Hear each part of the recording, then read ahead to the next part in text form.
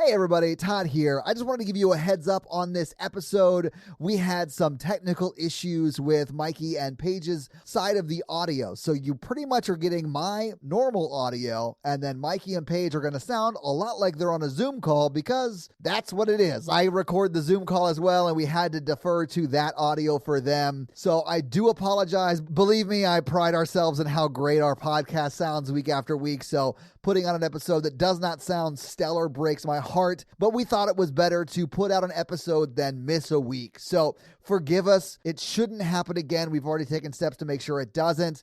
And again, sorry. It is a great episode, so please stick with us. You're going to love it, I promise. This episode brought to you by the following patrons: Amy, William, Karoon, Sasha, Scott, Dave, Eddie, Ori, Brandon, Awesome Possum Blossom, Isaac, Jeff, Oh There Bones, Kate, Tristan, Matthew, Nick B, and Chris. And Chris and the rest of the patrons want you to know that you are loved, you are listened to, and you are an awesome member of this Horror Virgin community. And if you want to hang out with all of us, please do so in the Facebook group or in the Discord server, or both. They're both popping off every day. Or whatever. I'll probably cut that part because it sounds really good. No, keep it. Keep it all. No edits. So it has come that special time of the month where we shout out our lovely and awesome You Can Get It level shout out sponsors. And they are Maggie Moo, Megan, Xavier, Veronica, Tyler, Alicia, Shannon, Mandy, Maya, Daisy, Juan, keeping up the good work, Jenny, Ashley, Richie, Nicole, Jennifer, Tia, Irene, Lauren, and Laura. So thank you guys so much for being our You Can Get It level sponsors, and you guys can truly get it. And if you're looking to cash in your You Can Get It sponsorship, talk to Mikey, and he will be the one giving it to you. Consensually. I don't like this. Then you will not have to get it. I don't want it. Mikey said no edit, so I can't cut it. Okay. All right. One take. This is the weirdest episode of Battlestar Galactica ever. Actually, no, it's not. Thank you for tuning into Horror Virgin. I'm Paige. Not Mikey. And I'm your Horror Virgin Todd, which means I don't like scary movies, but you guys make me watch them. And this week, the listeners made us watch Oculus. Yeah, so this was the first time, I believe, that we have all seen this movie. Is that right? Yeah, that is correct. This is Oculus Prime. I'm Prime being one, meaning the first time we've all watched it. Yeah, absolutely. One take. I liked when the mirror turned into a truck. So we're going to get some true first impressions from all of us. So what did you guys think the first time you watched it for this? I'll go first. All right, Okay. listeners. I like Mike Flanagan. I like scary movies. I liked some of the concept of this movie. I thought it was neat sometimes when it would go from future to past. But it took me 20 minutes to figure out that the family was the same as the people, as the children. I do not know how that was not clear to you. Wait, are you This serious, movie? Mikey? I was really tired. He texted us about it. Really? He was texting us about it as he was watching I felt it. so dumb. Yeah, I was editing late last night. I had no idea what was going on in that group chat. I had no idea that you did not know it was the same family. How did you miss that? No, I figured it out, and I was like, I am the dumbest person. Yeah. I just gonna blame it to like I was at work for like 40 hours and then I watched the movie. Yeah. I will say that I did not like the movie, think it was scary or You didn't think it was scary? no. Oh my God. The only part that scared me, it was when they like did alarm clock voices or whatever. Yes, that was scared real me. creepy. Yeah, but other than that, it's like ooh, glowy eyes. Ooh. This movie really scared me. It was Really? terrifying. Yes. Really? Yes. It was very scary. Dude, 13 minutes in, when you see that lady behind the dad, Alan or whatever his name is, just like chilling and like he walks by her as he's walking to the kitchen, that creeped me out. I also watched this late at night, like while You might not be used to ladies walking behind you to go to the kitchen. Wait, that sounded sexist. But I mean in like a sexual way. No, that doesn't come out and right. you said either. earlier, no cut, so it's got to stay. No cut. One take. I mean, you've never had a lady that you've highly respected and you have a mutually beneficial and sexual relationship go to the kitchen? No, I mean, I live with my girlfriend, so that happens all the time. It's not scary, but... Exactly, Todd. No, but in this movie, it's very scary. I was super scared by this movie. We'll talk about it when we get to scary scale. Also, first impression, the ending is a hot mess, and the ending made me really not like it. Yeah, so I like Mike Flanagan. I've seen a bunch of his stuff at this point. I think he is a phenomenal storyteller. I feel like this was early in his career, and he's much better now. I did not like the way this story ends. I don't like nihilistic endings. I know a lot of people do. And if you like nihilistic endings, I could see why you liked this ending. This ending to me felt like a cop-out, and we'll talk about it when we get there. But that's my only real criticism of it, because I hated it because I'm scared of everything, really. So, like, I understand, like, if you like horror movies, this is a great, scary movie. And if you like nihilistic endings, I could see why you liked it. I'm ready for Paige to put what I was saying into better words and say it.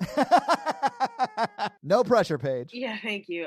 No shade to Mike Flanagan. He has made some very, very good films. I will agree with you. I feel like this movie has a severe pacing problem where the back hour of this movie, I found myself just half the time going like, what the hell is going on? Yeah. I can't even be scared because I don't understand what's happening. I feel like the first hour of this movie is like a therapy session, but then it throws all of that away. Yeah. But then it sets up so many crazy rules for this like magical object that we end up never really understanding. And because we don't ever really understand it, we're just fumbling for an hour. And I will say the cinematography in this movie is great. It's very, very cool whenever we switch from an adult to a child view. Yeah, but that's really cool. The problem is they do it so much that I was having trouble tracking where people were. And like it seems like the mirror could like project you in other places, but then is it astral projecting? Are you actually in front of the mirror? You never know. You never know. Yeah. And because we don't even really get clear boundaries for what this can do, I don't know whether to be scared or just confused. I think everyone in this movie, performance-wise, does a great job. I think those kids do a great job. Yeah.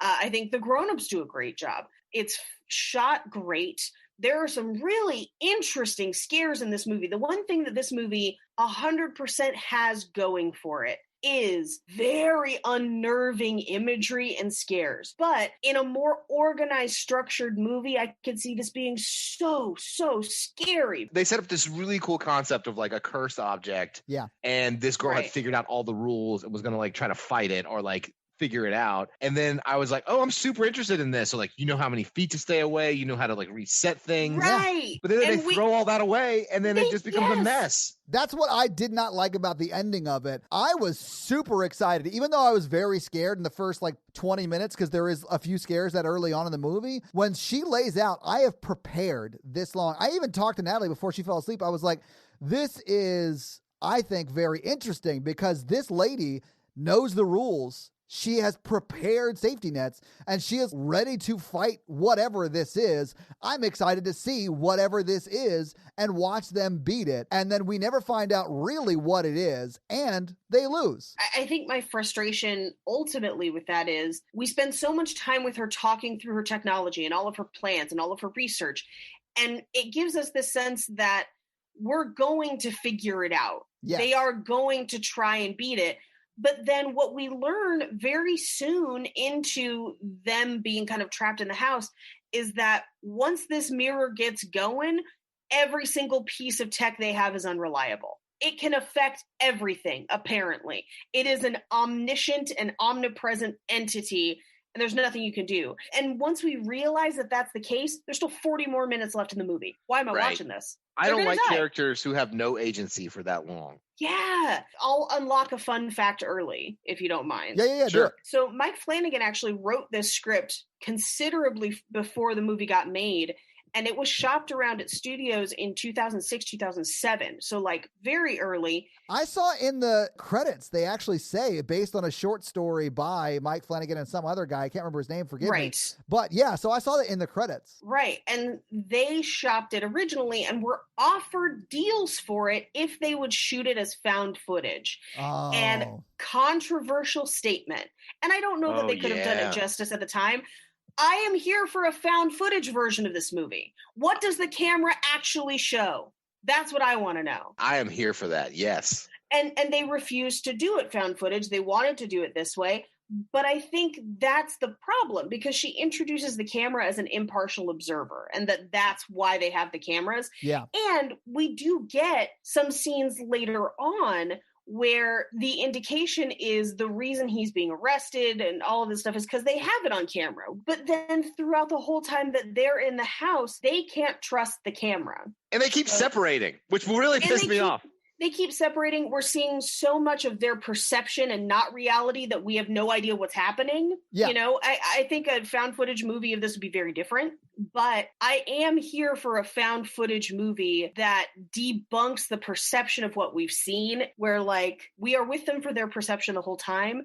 But at the end, we get the actual footage of like what actually happened, because at the end of the movie, we don't know. We really don't know what happened for this 12 hours or whatever it's been. That's my big problem with it. Like, if we had any answers at the end, even if they didn't beat it, but we knew exactly what really happened. Yeah. And we knew how to beat it, they just failed or whatever. Because in my mind, this thing is unbeatable. There's no way to actually beat it. It's unbeatable. It's just going to continue killing people. So when the mirror cracked, when the dad like didn't do what it was wanting to do, he shot himself and then the mirror cracked, I was like, oh, that's how they're going to beat it. Right. And no, that never came back. No. I do want to say, though, because, Paige, you were talking about how well it's shot, and I do think it is shot very beautifully. It's a very well-shot movie. And the guy who is the cinematographer on this is a guy named Michael Fimagneri, and he did all of The Haunting of Hill House. So he has worked with Flanagan since this to great effect, because that thing is very well shot. I love Hill House. Yeah. I thought Haunting of Hill House was done incredibly well. I just like to give cinematographers their due, because everyone assumes it's the director that does that, and it's not. I think you see echoes of what Hill House would eventually be in this movie a little bit too. Yeah, I think so. Yeah, but let's get into this movie, because we got a lot to talk about. So we open on a young girl with blood on her face as she's looking through a cracked door. Through the cracked door, we see a man walking through the house with a gun. She peeps out, and she kind of opens the door a little more. We see that it's her and her brother. Yeah. And they quietly make their way to the front door and struggle with the lock. They turn to see a ghostly figure with light eyes in the room to their left. Yeah. And as the man with the gun turns and aims at them, suddenly the man is now a young man, not the old man that we've seen before. And he fires. We cut to a therapist's office, where the young man holding the gun in what we will find out is a dream is telling his therapist, like, I've never been holding the gun before, but I am in this dream. And the therapist basically is like, great, you have overcome your delusions, you're safe for release, which is how we kind of find out that he is in an institution. Mikey, do you want to weigh in on this a little bit? Well, this is not how things work. I didn't think so. First off, I don't know if anyone would commit this kid for like 12 years. There had to be a lot of physical evidence of the dad hurting the mom. Even if he straight up shot the dad for murdering the mom, I think he still would have got off with just like a couple years. That's just the legal standpoint. Mental health wise, one, not big on dream interpretation. I mean, as a science, especially if you're going to get out of jail for killing someone. And then that's not how delusions work. Yeah, this movie also relies on something that we had to do a whole bunch of research on Cult Podcast about, which is unlocking repressed memories. Yes, which is a very dangerous game. Yeah, and what we kind of uncovered is that like trauma messes with your memory like a lot. I thought that this movie was going to explore that a lot more than it does, because they even sort of talk about that a little bit in one of the scenes. Yeah, the implication of this movie is that the therapist that the son Tim spent time with created false memories to cover up his delusion, essentially. Right. So in my mind, a cool turn would have been that like she had done that to her memory of it, and that she was actually just like trying to block out the trauma of her dad actually having an affair and killing their mom. And what she had done is projected good word choice, all of that onto the mirror, and the mirror wasn't really anything. So what you wanted was Tale of Two Sisters. That is Tale of Two. You just described the plot of Tale of Two Sisters. Yeah, I mean, but so yeah, sort of, because that actually, I feel like narratively makes good sense. Me too, and I kind of thought that's how it was going to go, because we do spend so much time with her seemingly making irrational choices for what she perceives as an evil supernatural object, and we spend time with the therapist that Tim sees, and he's like, hey, she has not had time to heal in the same way that you have. You have had a support system. She is not. Right. And so I really thought that that's what they were setting up, is just him having to fight to get her to accept that she is mentally unwell. Yes. Yeah. And we go through his quote unquote false memories in this movie that seem so much more reasonable than what the quote unquote reality is. Right. Memory is like notorious. Yeah. It's the worst witness. Trauma can repress memories. That there's that. So you might remember something and think that's weird. If you have, I mean, like, I don't remember any of that. And there's blocked time, there's lost time, things like that is a very legit thing. This is why this is all so precarious to walk through. On the other side of that, you can very easily implant memories as a therapist. Yes. Or influence how people remember things. And that is a very dangerous thing to do. And a lot of people were victims to that a few decades ago. Satanic panic. Yeah. And satanic panic. Some people are still in prison over it, by the way. Yeah. Right. It's you have to be very careful with that stuff. And like walking people through trauma, I think therapists are way better equipped to deal with that now, and it's a way more exact science. There's like trauma focused CBT therapy and EMDR.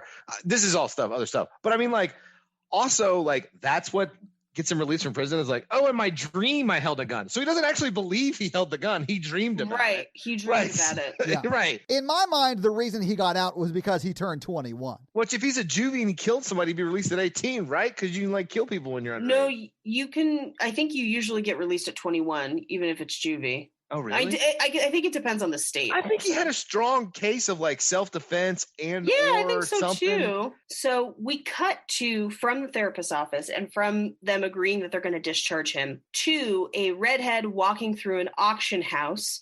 She joins a man in a suit, and they watch the bidding on a mirror from the Levesque estate. They note as they're going through the auction that there's a small fracture in the lower corner of the mirror and that it's Bavarian black cedar. And they start the bidding at $10,000. And I was like, I'm sorry. This mirror was in a castle, and we're going to start the bidding at the price of like a late model Honda Accord. I mean, it's a mirror, Paige. It's $1 million mirror. What? Is it? I mean, technically, yes, because it's a portal to hell and or demons or Satan or, I don't know, it never gets explained, so it doesn't matter. But like, yeah, it's just a mirror, Paige. It's just a mirror, but they established that it hung in Balmoral Castle, which means that at one point it was the property of the royal family. And then they established who's had it since, and it was just like, it hung in a bank for a while. And then this lady in Wisconsin bought it. And it could be yours, Paige, if the price is right. I'm going to say $1, Mikey. Come on down. You're the next contestant on Buy This Haunted Mirror. Oh my God, the price is right of like all the way worst from object. Kansas, and I can't wait to spin that wheel. I was a little surprised they were like $10,000, and I was like, that seems like a steal for a haunted mirror. Nobody knows it's haunted, Paige. Yeah, I this is the joke I wrote. I'll say it now. What do you think your nudes look like in the haunted mirror? Are you more attractive in the nudes you send, or less attractive? Mikey, it's exactly the same, but your eyes are glowing. I would think it depends on if you tilt the mirror forward or backward. I like the eyes glowing, so it's just like using a filter. Yeah. Yeah. It's like a Snapchat filter. I'm part cat. Yeah. I am not a cat. I am a lawyer. A lawyer sending you nudes in this mirror. Yeah, you guys didn't see it the last scene. It was just me naked, glowing eyes in the background, ashamed in the corner. That was the scariest part. Mikey, that's what made it an 11 on the scary scale for me. I was just like, I'm not like these other ghosts. I died naked. I never do this. That's the best when she says, I never do this. And you're like, yeah, we've only been on twice. So, yeah. I never do this. Here, let me get the tripod out. Yeah. I once had no a girl shame. use a Do it if you want to selfie do it. But, you need a selfie stick if you want to get good nudes. I got tiny T-Rex arms. I can get like half a boob and a face into pictures, as you've been able. If you've been following me on Instagram, you can tell how bad my fucking pictures. Selfies are. No. It's been so long. I don't even know what half a boob looks like. Just look down, Mikey. Wow, that's so mean. Oh my god! I laughed so hard I almost passed out. Like I could feel myself getting lightheaded. That's how hard I laughed. Holy so mean. Shit! Is this the mirror version of Paige? Yes. Paige, your eyes are glowing. I'm gonna chain you into the pod corner. The pod corner? What's the pod corner? He's referencing the hella BDSM vibes that we got in this movie. We'll talk about it in a second, Paige. We'll get there. Oh, yeah. I forgot about that. Yeah, when he collars his wife. Yeah, we'll get there. Yeah. And makes her eat plates. Because she wouldn't do the dishes. Oh, Mikey. And Mikey, you're the one that said no edits, so this is on you. Yeah. One take. Never ever agree to an episode with no edits. Ridiculous. Anyway, we cut to the therapist's office. This is where we get the talk from the therapist about the support system and how she has likely, processed the events that he went through in a different way. And he basically does tell her, like, yes, you absolutely should reconnect with her, but you need to protect your recovery. Yeah. We cut back to the auction where the mirror sells for $16,000, the price of like a Kia Soul. And a Kia gonna steal your soul. Yeah, boom, we got it. No edits. She says to the man in the suit next to her, who we haven't been introduced to yet, but we will find out is her fiance. Yeah. That she basically says, I'll see you tonight. And she goes to the mental facility and picks her brother up. And they go out to what looks like a diner where she gives him a check for half of the estate, which we don't know how much that is. It's presumably a lot of money. I would assume so too, right? It's half of the estate, not including what they would have made had they sold the house. Right, because they didn't sell the house. And they were obviously wealthy because their parents never worked. Well, their dad did. I mean, he was a software designer. It's confusing about what their dad did, because at first I thought he was a doctor, and then we find out he's a software designer. Yeah, maybe he worked on a medical record software. Who knows? I mean, I knows. That's what I do. But, like, I don't know what he was doing. That's what gave me the idea, Paige. So she says, we would love it if you came and stayed with us. So basically she's inviting him to stay with her and her fiance. Yeah. And he says no. He kind of puts some distance between them, which I think is very smart. I think it is. He's got to protect that recovery, baby. Yeah. We find out that at a certain point, he no longer wanted to see her as a visitor at the facility and is trying to clearly keep some distance between them now. She tells him, I found it. And he's like, what do you mean? And she says, and she says, it wasn't easy. I tracked it down and it's about to ship out to the buyer. So we only have a few days, but we have to keep our promise and kill it. And then we get to the first flashback really of the movie where it says 11 years earlier, which is how I don't know that Mikey didn't realize it was a flashback. I know. Like I was blown away that Mikey did not know that. I was tired. Well, I knew it was a flashback, but it took me like a little bit to be like, oh, it's the same people because I'm an idiot. The first step is admitting it. Wow. You're definitely not Mike Flanagan this. You should have stigma around your dumbness. No, sorry, don't. That's be as dumb as you want to be. I can't cut it, Paige. We're zero edits. No edits. Yeah. No edits. Anyway, 11 years earlier, it's the two of them as children. We see as they're moving into a house and they're playing laser tag. Yeah, they're always playing laser tag. Like, listen, I understand how he was able to shoot his dad at the end. He's had a lot of practice. So they're playing laser tag, and we're there on the day that they're moving the mirror into the dad's office. And this is where we kind of get a sense that the dad is trying to like have a nice fancy office. This is his home office. It seems like they're kind of on the come up. They're new money, as it were. They're new money. They're the kind of money that Mikey would look down on. Yeah, like, because they don't even know how to restaurant and a painting. Yeah. They're too flashy. All right. Too flashy with their haunted mirrors. Yeah. I put my haunted stuff in the winter home like a real person. Okay. I invest my haunted earnings in the stock market. If your haunted mirror is not making money for you, who are you? I put my haunted mirror on the yacht just to tempt fate. I don't want it to be able to escape because of the implication. No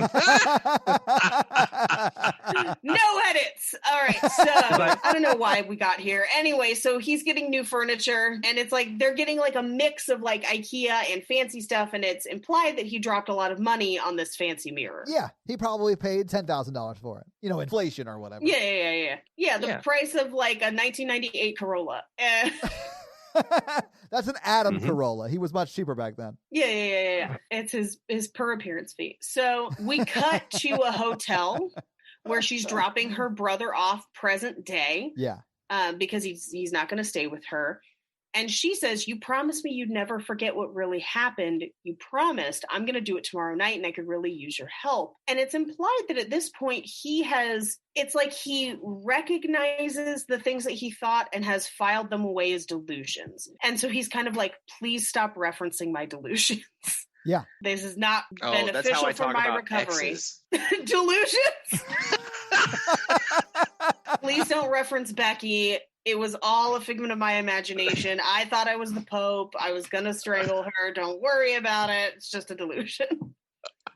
She had this haunted mirror. It made me look like I was leaving in the middle of the night when she was asleep. Don't worry about it. Anyway, we cut back to the flashback where Katie Sackhoff, Starbuck, is looking in the bathroom mirror, and she's looking at her C-section scar. Yeah. And she says that she feels like it's more noticeable. But this is why I thought he was a doctor, because he like does this like, "Oh, I'll look at it for you," and then they end up assumedly having sex. We don't see it though. It's called playing doctor, Paige. He was checking her medical records. Yeah. I'm just picturing Mikey playing doctor and being like, "And how does me leaving make you feel about that?" You should write it in your journal because I'm not answering. Why don't you write a letter to me you'll never send? I just want to be on a fly on a wall when Mikey breaks up with somebody. Oh, it's never good. It probably never happens. I'm like, if you need to talk to me, just turn to the haunted mirror. Take a look at this ink block test. Does it look like I'm leaving? Because that's what's happening. You see the blackness of it? That's me sneaking out into the night. I gotta go. That's your life after I leave you. This is definitely something to do with your father. Bye. We cut to later that night when the dad is opening the fridge in the middle of the night. It's mostly empty because they just moved in, and the pantry and cabinets are empty too. He trips over some boxes and spills a little bit of like the one juice box he found in the fridge onto his shirt. And as he walks towards the office, we see that there's a girl standing there. That scared the shit out of me. And from this point on, I was on edge the entire movie. Because it's not really a jump scare. She's just there behind him with some glowy, creepy-ass eyes. And he kind of goes to approach her. He turns the light on in the office, but then she's gone. Yeah. And he just sees the mirror, and he turns the light back off and walks away. And for a hot second, I thought he was going to look like because the camera stays on the mirror. I thought we were going to see her appear again in the mirror. We did not. Nope. It's just the mirror. Yeah. Do you know what her favorite band is? What? Bright Eyes. Is that a band? It is a band. Is Bright Eyes a band? How dare you? Wow. How dare you? Did you not see my bangs in the Facebook group? They are an emo band. Oh, that's why I don't know them. Yeah. Do you know who's emo the most? Ghosts. I like their first haunting, but not like their first haunting. Every haunting after Pinkerton was terrible.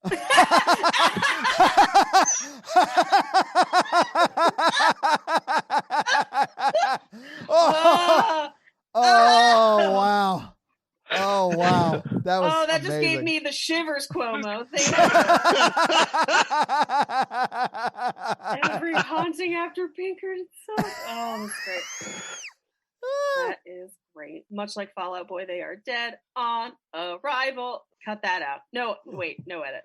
I love Fall Out Boy, but that's not emo. Fall Out Boy is not emo. It was classified as emo at the time, but I would call it pop punk. Yeah, it is very much pop punk. But that was my scene phase, was primarily Fall Out Boy and Panic at the Disco Dream. Yeah, I was about to say Panic at the Disco also was another one of those bands that is not really emo. Dude, Death of a Bachelor is like a perfectly written song. Anyway, we got to move on. No edits, guys. We can't dally like this. No edits. Welcome to this 7-hour long dissection. Paige and Todd were sad in high school, but listen to some pretty cool music about Yeah. it. So we cut to present day where Karen Gillan is in bed with her, we find out, fiance, and she hears a dog barking. She gets up to investigate, and as she walks into like the office, her dad's office. And for a hot second, I was like, how did she replicate her dad's office in her house? How does she already have the mirror? She stands in front of it and she turns and her dad is there strangling her. Yeah. She wakes up screaming, it's a dream, and her fiance calms her down. Yeah, it's like a night terror. He even says you're having one of your night terrors. Yeah, this is not the first time this has happened to her. Right. Which, understandable. I mean, she's been through a lot. Yeah. We cut to the next day in a conference room and she's leaving a note for someone, which never pays off. We never see it again. We don't know what it was. I have to assume it was for the fiance. And he kind of approaches her and is like, hey, I noticed that you put in a transfer order for this mirror. Do you want to explain that? And she's like, what? No, of course not. It's being repaired. I don't know. And then he says, do you want to explain why you've been printing out crime scene photos in the communal printer? He even says, hey, I set you up on your own printer because other people in the office are sick of getting dead bodies mixed in with their copies. Is that her fiance? Yes. Yes, that's her fiance. They have an inappropriate work relationship? Mikey, I know. the you should nerve. love this movie. Oh my God. It's perfect because then after he gets with her, an evil mirror kills her and he gets off scot-free. No, he dies in the house, Mikey. He gets murdered by her. I thought that was an illusion. What movie? No, it's real. Did you watch? They spent 20 minutes with the phone and not the phone. They very vividly confirmed that actually did happen. And then he comes back as a mirror person later. Yeah. Okay. See, this is what I'm talking about with this movie being confusing. Well, they went back and forth 5 times. Yeah. Anyway, so he basically is like, why you print out all these crime scene photos? And we'll find out later it's so that she can tell her brother about the history of the mirror. Yes. But regardless, he basically kind of is like, I'll give you some space while you deal with what you're dealing with. I know your brother's out. It's a whole thing. It'll be fine. And so she's like, cool, thank you. Everything will be fine in a couple days. So she goes to the warehouse where they have the mirror and basically tells them yeah, I'm transferring it to be repaired, but I'm going to take it myself. And so they go to get packing stuff. They leave her alone with it. She takes the drop cloth off it and starts talking to the mirror. And it's just like, hello again, you must be hungry. And I was like, oh, is this about to be a sexy mirror? But it was not.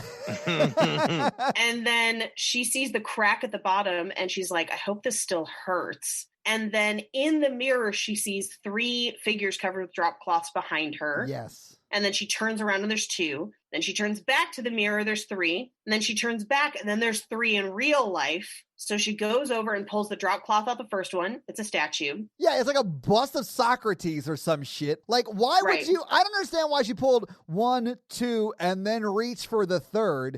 The only new one was the 3rd. Start with the creepy one. It doesn't matter if you've got a bust of Socrates and Madonna's head or whatever those 2 were. Figure out the new one. See, here's what I thought would have been a really, if you really wanted to jump scare people, really wanted to, she would have gone first one, statue. Yeah. Second one, because you think it's the 3rd one. Second one, ghost. Yeah, that'd be cool too. And that would have been the flip for it. That would have been cool too. I would have hated it, but it would have been cool. Yeah. This part was pretty scary. But yeah, I mean, this whole movie's really scary, Mikey. But instead of when she goes to reach for the 3rd head or whatever, the moving guy walks up and scares her. Right. And she's like, oh, and he's like, are you okay? Are you okay? And then when she turns back, there's no 3rd one. Right, it's back to just 2 because she's starting to have delusions, I guess. I guess you could argue that she's within range of the mirror, but why hasn't it affected anybody else? Because it's been in this warehouse for a while. Yeah, it works like Bluetooth, right? So with within 30 feet, you are connected to it. And it's not right. specifically their family or whatever. It's anyone, right? Well, and then it also is more than 30 feet at a certain point. Like once it gets you, it expands that radius. That's what I mean by this movie doesn't play by its own rules, really, where it's like it establishes rules and then it's almost like it's saying, hey, she thinks she knows the rules, but she will never know the rules. Yeah. If that makes sense. I mean, because that's how I feel having watched this movie. I still don't know the rules of the mirror. I don't know this rules either. No, there's only one rule, and that's the mirror makes the rules and you die. Yeah, it's like playing a game with like a 4-year-old child. There are no rules, and whatever it happens, they win. Really, they really wanted to take it out. They should have just used Windex. This mirror is clean. You think that the thing that's making it be haunted is the fact that it's dusty? Dusty. I think the mirror plays by big fat Greek wedding rules, and you just got to put some Windex on it. Hell yeah, Paige. What if you made Windex with holy water? Boom. Just a holy water spray bottle? Did you think about that, Karen Gillian? I know all the rules. I have $1 million business idea. Holy water Windex. Holy water? So they wrap up the mirror for her, and she's going to have them loaded into her car. She gets a phone call, and it's the brother, Tim, who's like, hey, I got a phone. And he basically says, hey, I don't like the way we left things. Can we meet up somewhere and talk? And she's like, yeah, come by the house. And he's like, okay, what's your address? And she's like, no. The house. The house. Yeah. We cut to a flashback inside the house. There's dead plants all over the place. And the dad is working in his office. Just like anybody's house. Like, who can keep plants alive? I know. He hears whispering coming from the mirror, and he thinks it's in his head. Meanwhile, the kids are playing laser tag outside, and the girl, Kaylee, stops and looks through the office window and sees what looks like a woman giving her father a shoulder massage in the reflection of the mirror. Right. We cut to dinner, still in the flashback, where young Kaylee wants a phone. Her mom won't get her one. The dad is biting his nails bloody. Oh, man, I hated that so much. Yeah, all I the didn't like nail that. horror in this movie, I was not a fan of. Nail and teeth stuff really gets me. But Flanagan does that. But Kaylee asks, who is that lady in your office today? And he's like, what lady? And she's like, I don't know, just some lady. And he's like, there was no lady. And I would like to state, because at the time, I still thought he was a doctor because they hadn't said what he did. And I was like, well, yeah, HIPAA, he shouldn't tell her. But it turns out he's a software developer, so it doesn't matter. Yeah, HIPAA does not apply to software development. Yeah, we cut to present day, and she shows up at the house with a dog that she has only called Dog. It doesn't have a name. And thankfully, that dog gets away. We'll talk about that because, I was mad when I realized what its purpose was. Real mad. I got it.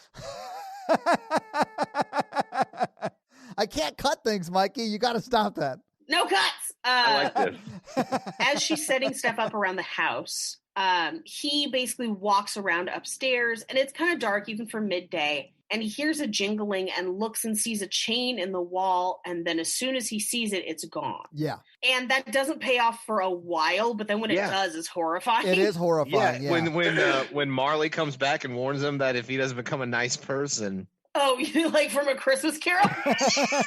So as he is looking and the chain disappears, Kaylee walks into the room and she just says, the house sat on the market while I was in the foster system. And it was released to me when I was 18.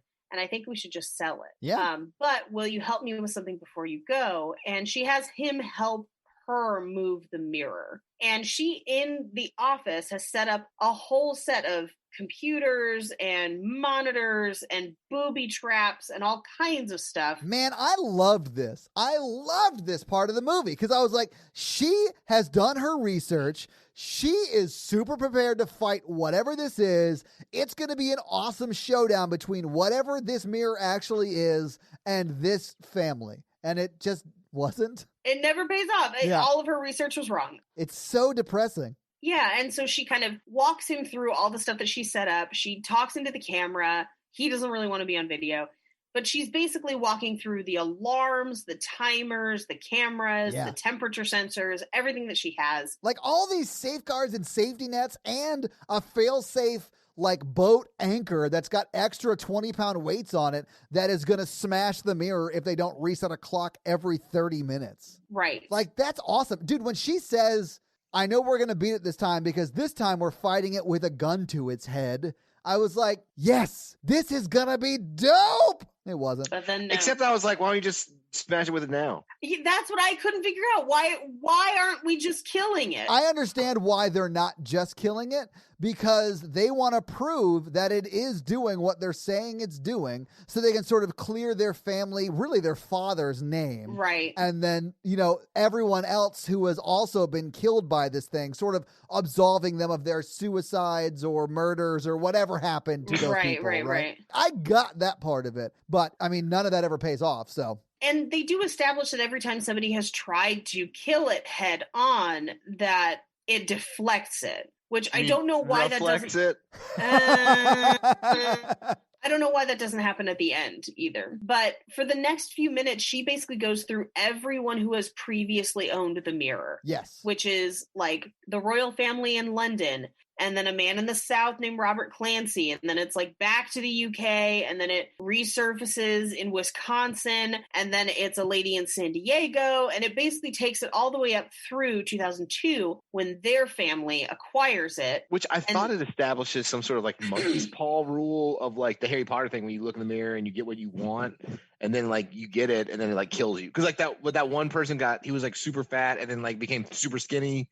Right. And then another woman. But that wasn't because of the monkey paw. There is no monkey paw in this, Mikey. Just feeds off of you. Right. And you don't eat, you don't drink. That's why the timers were set up to make them eat and drink. The guy lost weight because he just was not eating or drinking. The only thing he was doing was staring into that mirror. Yeah. Right. Which later on, I just thought it would be a cooler concept as a monkey's paw. You know what I mean? Yeah. Where it shows you what you want to see. Almost like a picture of Dorian Gray situation. I love And then that. it's like, you have to do this to get that. And that's what I thought it was going in that direction instead of the not eating and drinking, which I thought was also an interesting direction. I liked it too. And they bring it up to 2002 with their father, Alan Russell, this is where we find out that he was a software developer. Yeah. This is where we say that their mother, Marie, suffers a mental breakdown, and she's tortured and murdered in their own home by Alan. And then Alan is shot to death by his son. And then we don't know what happened to the mirror in the intervening years. It looks like it floated around for a bit. Who knows? Yeah, and then that's why I started questioning why he went to jail or a psychiatric facility for so long, because I was like, that's pretty legit why you would shoot your dad. I mean, my question was, if they owned the mirror,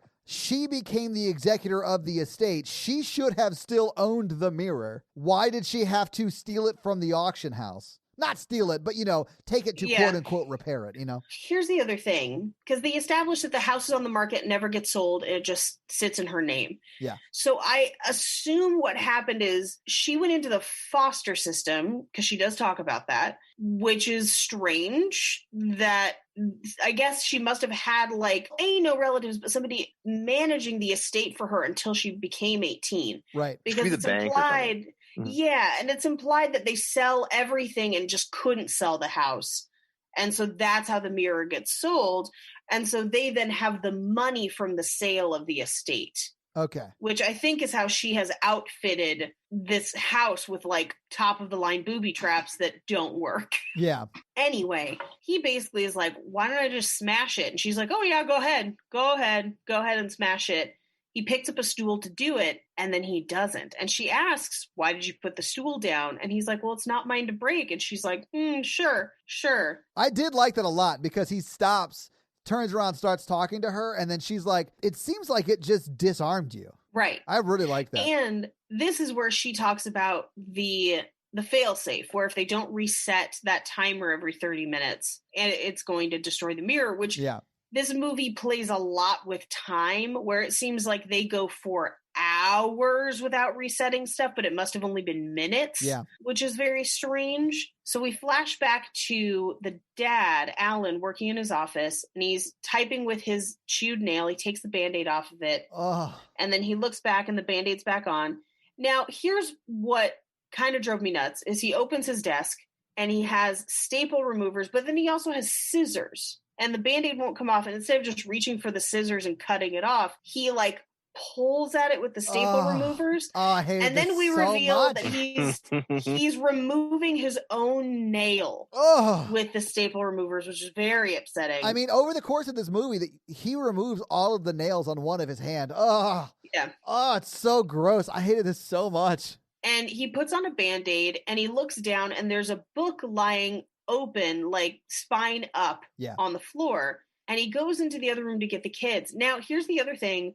When he first looks and sees the book spine up, that's the only book there is. Yeah.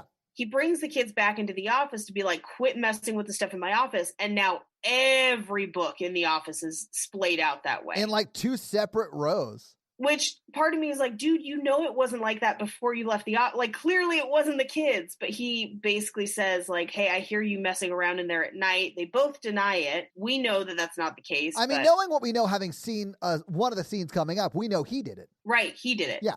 And he says, while you're at it, please stop messing with mom's plants, which are dying. So we cut to modern day where she's telling him about the dead plants. And he is basically trying to argue with her using logic, where he's like, yeah, there was a problem with the water supply. Your plants haven't died yet. And there were other variables in the house. You know, mom was not of sound mental health at the time. It's possible she stopped watering them. We don't know. And then she brings up the dog. And he basically says, look, my therapist told me to research parvo. I think our dog had parvo. That's what I would have told my therapist.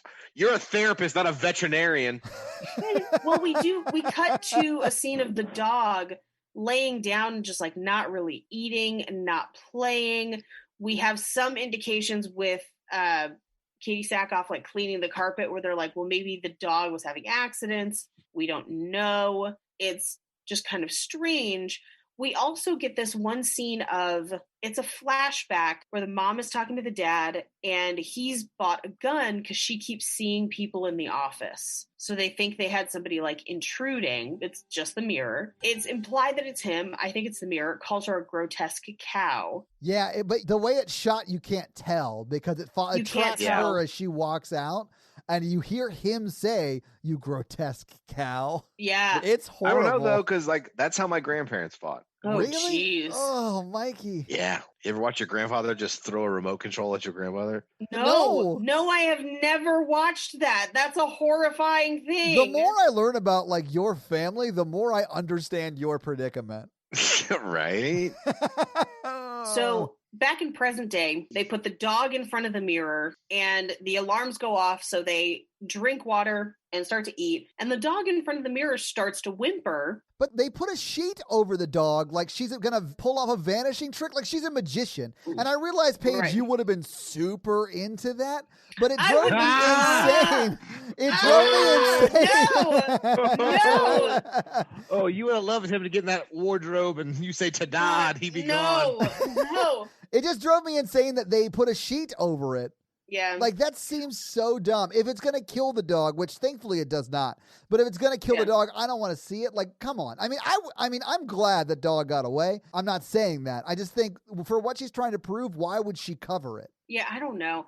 Well, and we get a flashback to their family dog, who clearly knows that something is up with that mirror. Oh, yeah. Yeah, he really sees it in black and white. Because dogs are colorblind. But the dog is barking at the office and Starbuck lets it in, or Starbuck goes to open the office door. The dog bites her and she hears voices in the office, but there's no one there. And this is where they have kind of their first fight of like, you're lost in your own world. What's going on with you? And the kids are hearing that fight upstairs. Yeah. So then we cut to the next day where the dad's going to go golfing and their mom is clearly like not okay already. She's starting to lose it. And the dog is freaking out, barking at the office door. So she just puts the dog in the office and it kind of whimpers and cries. And then she can't get back into the office. And the kids wait outside the office till their dad comes home. And they open the office door and the dog is just gone. Yeah, and like it's vanished. Never found. Yeah. Vanished. But this is where he argues, like, yeah, I think the dog had parvo. I think they took the dog to be put down and you just don't remember it. Well, and we even see a scene of that. That's in the movie where the mom is on the phone with the dad and the dad's saying, I only think one of us is coming home from the vet. Yeah. Like the dog is dying. Yeah, like it's real sad, but we don't know which one's reality at this point. Right.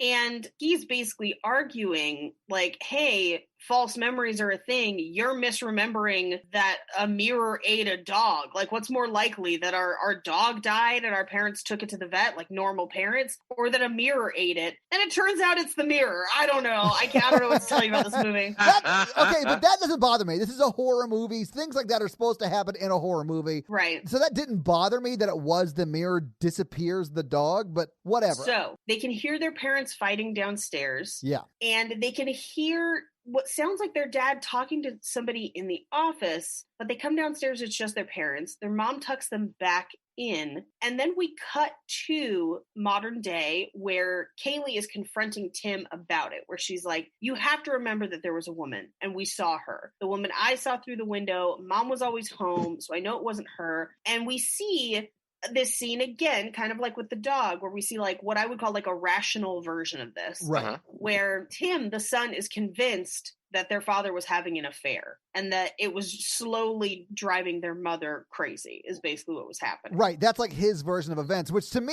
is insane. Like if you were going to have an affair on your wife, obviously don't do that. That's not what I'm saying. Don't do it in the house. But yeah, like why would you bring the woman into your home office to do that? Like none of that makes any sense to me. Yeah. We're only having an affair in this office. Nowhere else in the house. Yeah. Well, and he does say at one point that he's like, I saw her in the office and on the stairs, and then she went back to the office. I think she lives there, but that's later. Yeah. But it's just so strange. What we get is a section of Kaylee saying, after they died, I have access to everything. And there was no sign of an affair. There was no receipts. There was no calls. I talked to all their friends and coworkers.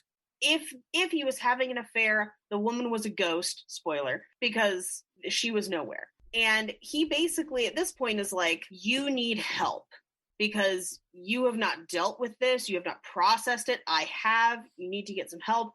And they kind of walk out into the hallway and continue to have this conversation. Yeah. She turns around and looks into the room and stops, frozen in fear. And she just says, there it is. And he kind of joins her to look, and they look inside the room and all the plants are dead and the cameras have all been moved towards the mirror and the temperature gauges are showing a significant temperature increase. It's like 2 or 3 degrees. Up to this point in the movie, I thought it was really, really good. I loved it. Yeah, except for the scary parts. Just because this reveal that we're about to see, Paige, when she goes to the third camera that's like bolted into the wall, I loved it because then we see the exact scene we just saw play out. We see them in this room, same dialogue, but them moving the cameras together. They're the people that made the changes to that room. I loved it. I was like, oh my God, the mirror's making them do things and see things that aren't real. Like I was like, that is so cool. And then I feel like the rest of the movie does not execute the resolution to that in any way. Right.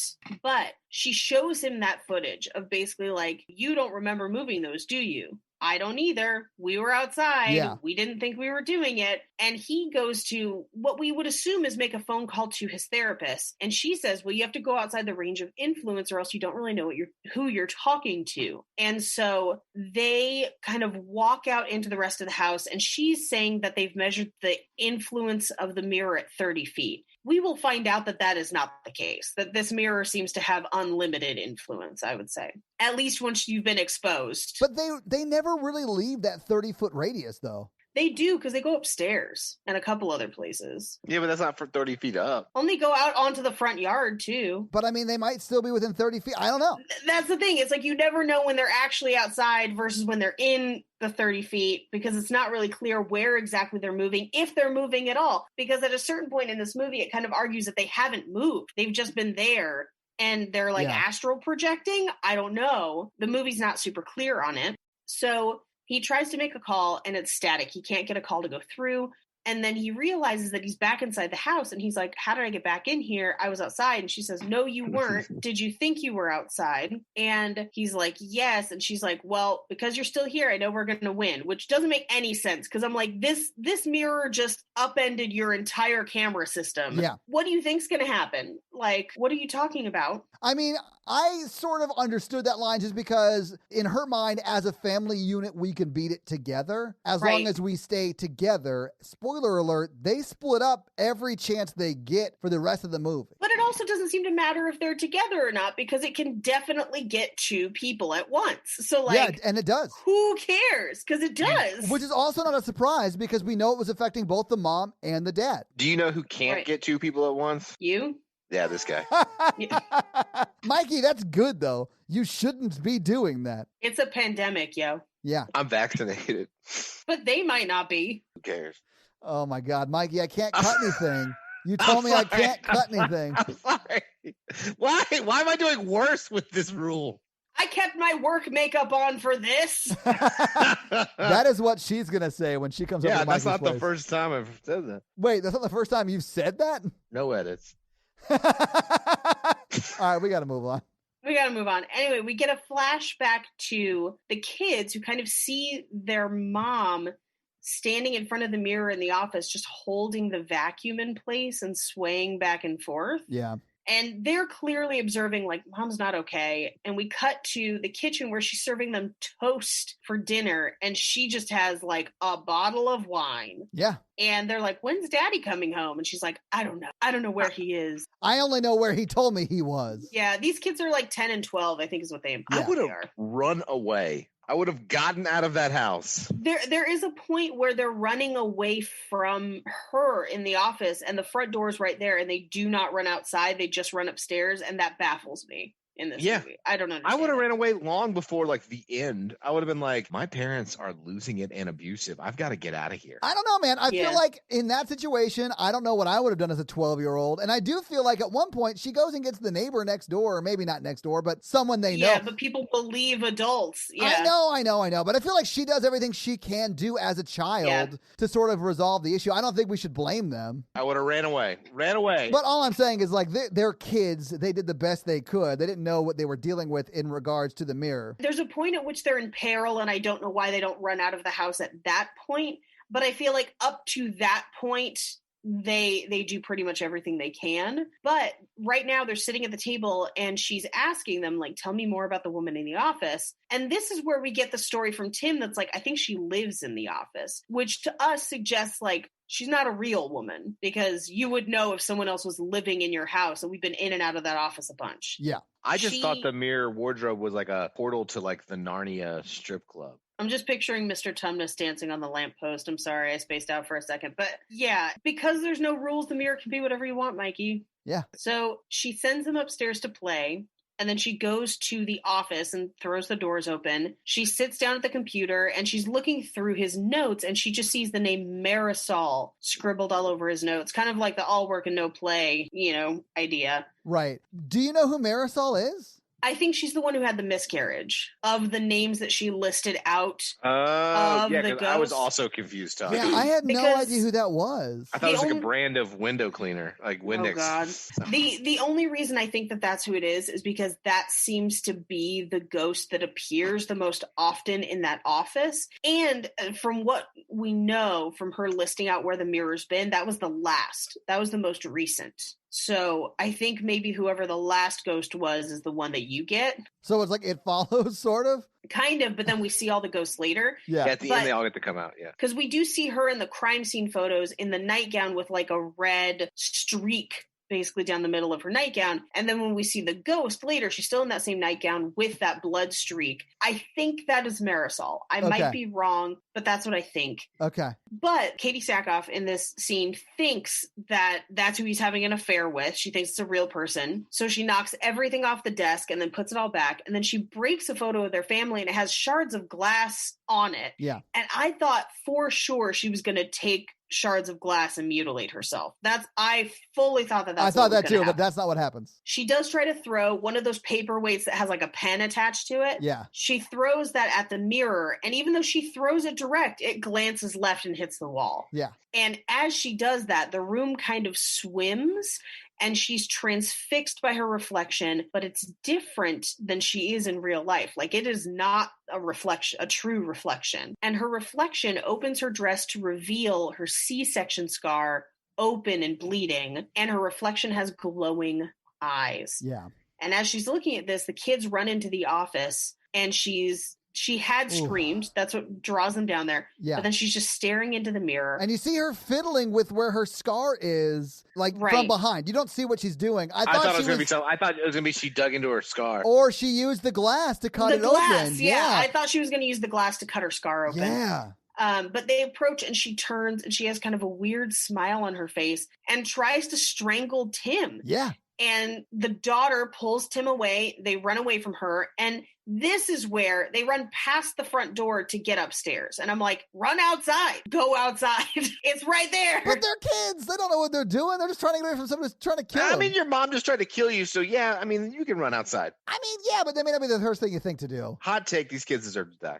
What? No. Mikey, I can't cut anything. You told me no cuts. I do think this is a very tangible, scary moment of it is very scary. What if you are one of those children and your parent is struggling with mental wellness and you can't trust your safety around them? That is very scary. Yeah. Like, that is a very scary concept. I think it's something that they don't really explore as much as they could in this movie, because they make it kind of a boogeyman scenario instead of a kind of a grounded in reality scenario. We get a little bit more of it in a few scenes, but I found that to be not necessarily scary in the case of like a movie scary, but like, if that happened to you, that would be very, very hard to grapple with, I would think. Yeah, agree. So they run upstairs, they lock themselves in one of the rooms, and she's just banging her head and hands against the door, which is very scary. Very Hereditary vibes. Very, very Hereditary vibes. Yeah, and I realize this predates Hereditary, but it reminded me of that scene in Hereditary. The one in Hereditary, I think, is more unnerving because it's faster and harder. And she's upside down floating. Yeah. Right. Their dad comes home. He approaches her and pulls her away from the door, and she's bleeding. Like, she has cut her head. Yeah. And she advances on him and tries to grab his head, and he tries to restrain her in self-defense, and he basically chokes her into unconsciousness. He chokes her out like Macho Man Randy Savage. Oh, your mom wants to come into this house like she runs it, but I'm the cream of the crop. Close your door. Daddy's home.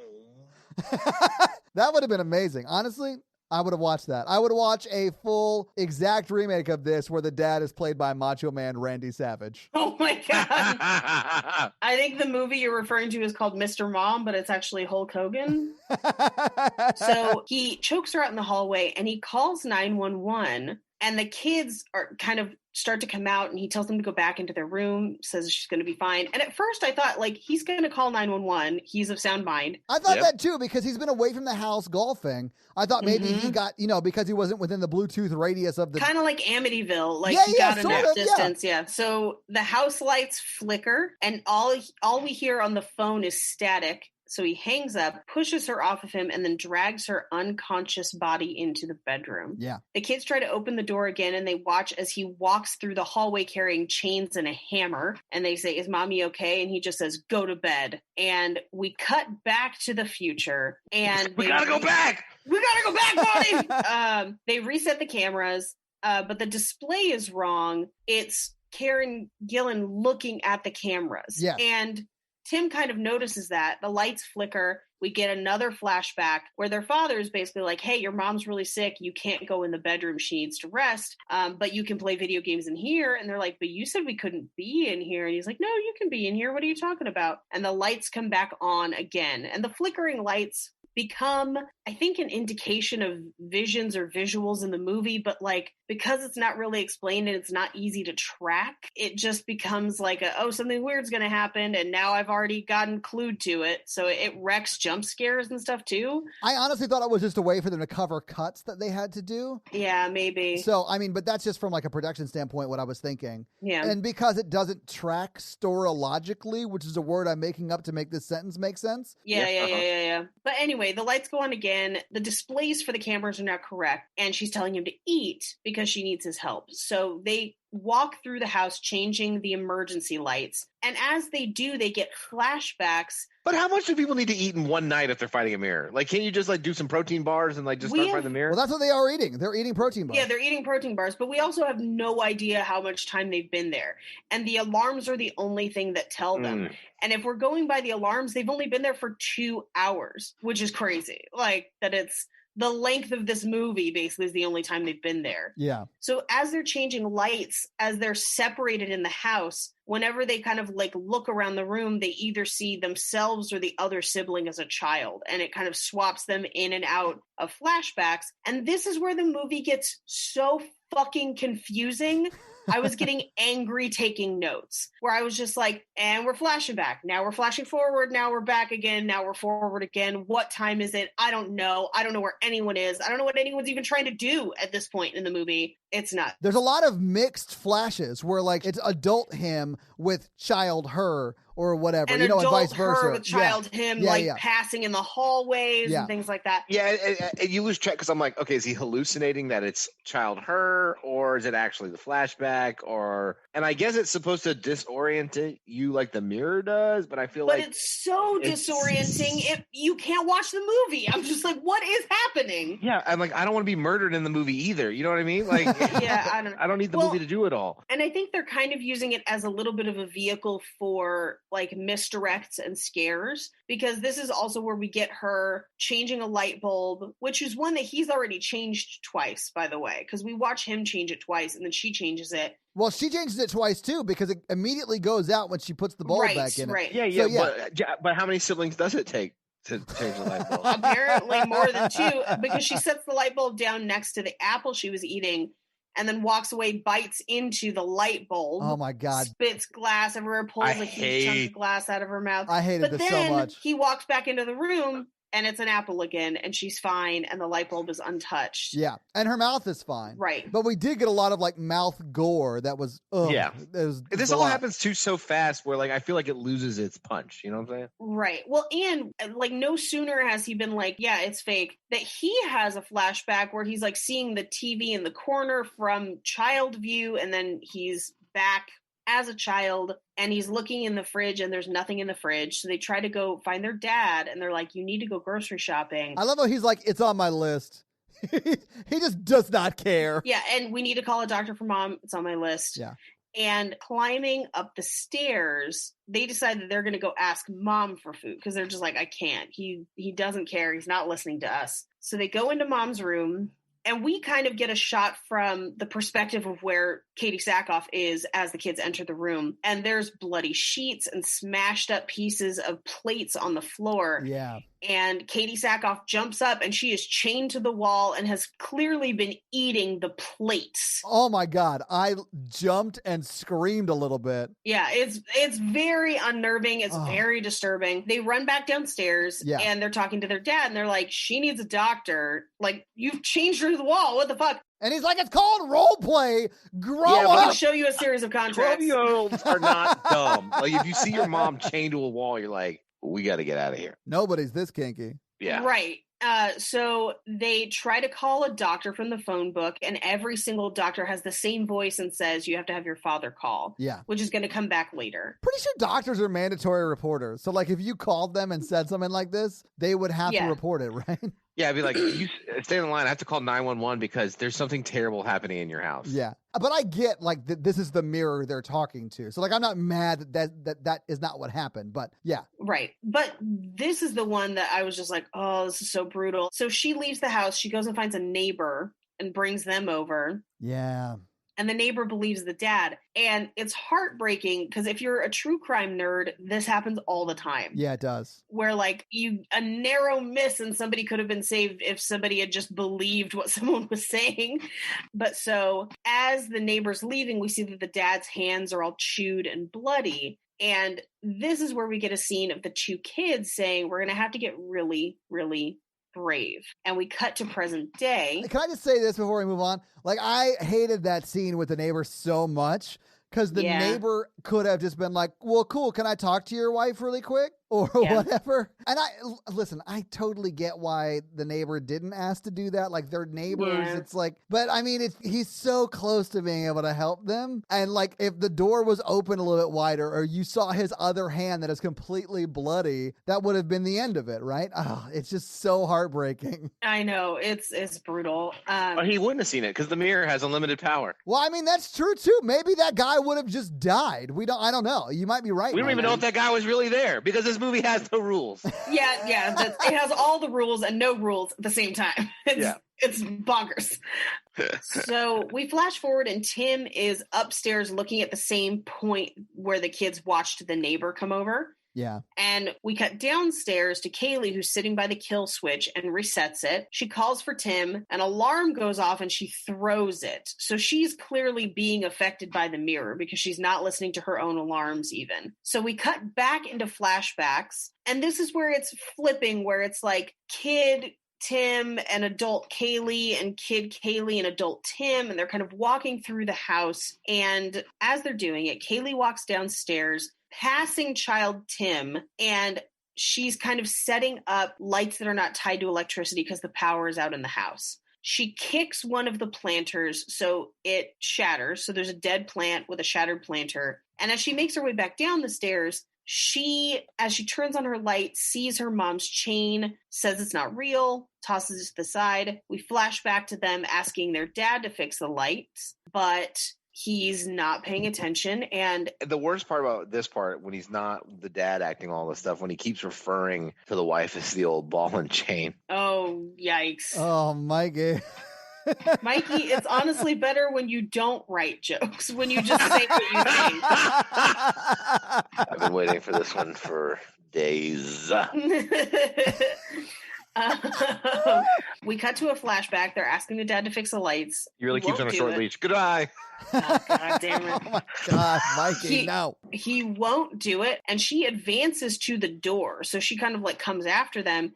So they run upstairs. And then we cut back to modern day where she comes downstairs and sees shards on the floor, thinking that they're part of the plates that her mother was eating. And she films it with her phone and they're gone. So she thinks that because they don't appear on camera, they're gone. We're going to find out immediately that the rule means nothing because...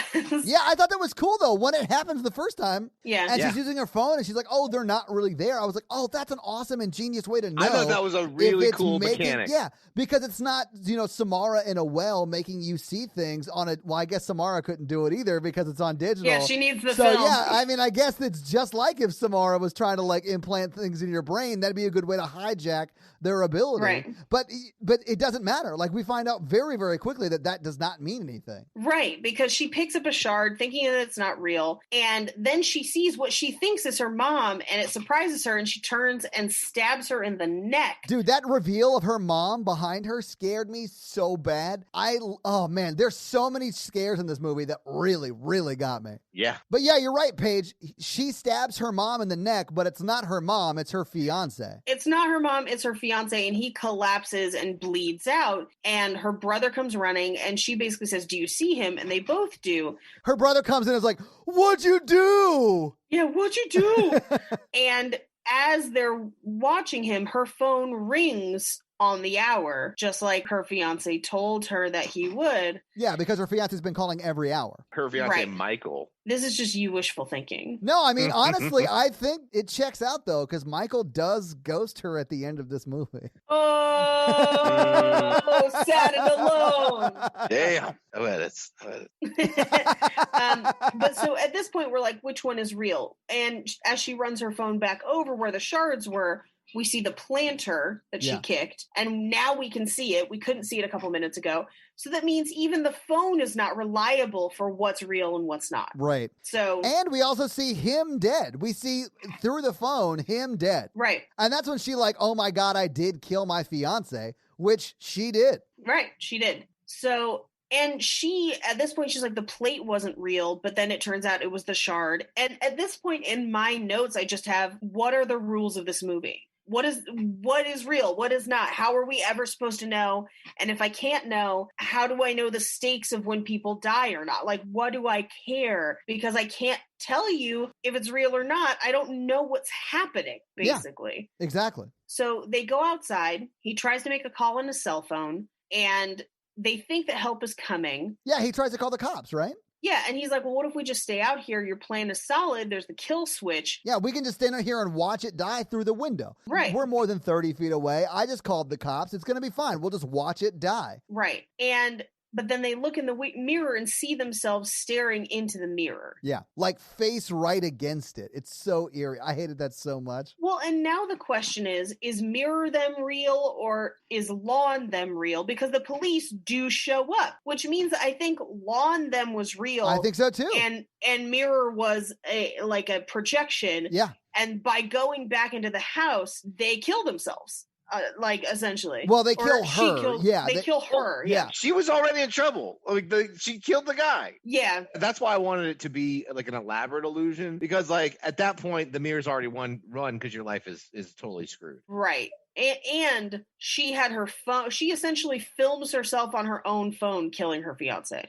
Yeah. Anyway, so they decide to go back. They try to call for help again, and it's just static. And then it says you're going to have your father call. So they know that that's the house, or at least the mirror. Right. And that also makes you think that the phone call to the police wasn't real. Which again, is it? The police show up at the end. Or do they, Paige? Or do they? Because by the rules of this movie, they make those calls in the same place. Mm-hmm. So how are we to know which one is real, which one is not? There's no way to know. Yeah, I think the whole end of this movie could be, it is as you see it. He goes to jail, she is dead. I also think it could be they're still trapped in the house, and we don't actually see the end of this movie. It could be that. It could also be that she didn't kill the fiance. That was completely implanted by the mirror, and he's the one who called the authorities because she didn't answer her phone. Could be. Because he was calling on the hour, and if she didn't answer, who knows? We don't know. Yeah. That's the problem.